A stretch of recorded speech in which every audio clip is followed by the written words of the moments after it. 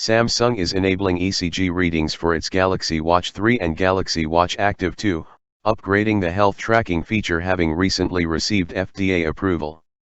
The ability to take electrocardiogram readings puts the two smartwatches in relatively rare company, including the Apple Watch and a handful of others.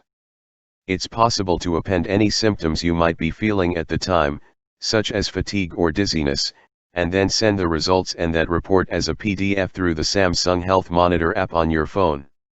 That way, you can share results with a doctor or other healthcare provider. The Galaxy Watch 3 supports oxygen saturation tracking, too. As you'd expect, there are some caveats. For a start, you'll need to be using the watch with a Samsung Galaxy phone running Android N or newer.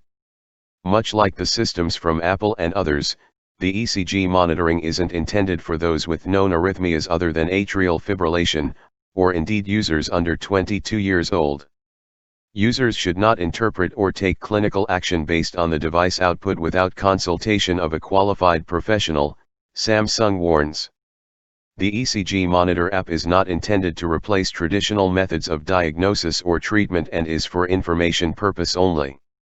Even so, as we've seen from Apple Watch and others, making people more aware of things like atrial fibrillation can be an important step. There's no shortage of stories of people discovering they're having heart issues because of their smartwatch flagging something erroneous, even if the wearables aren't officially intended to be used as a diagnostic tool.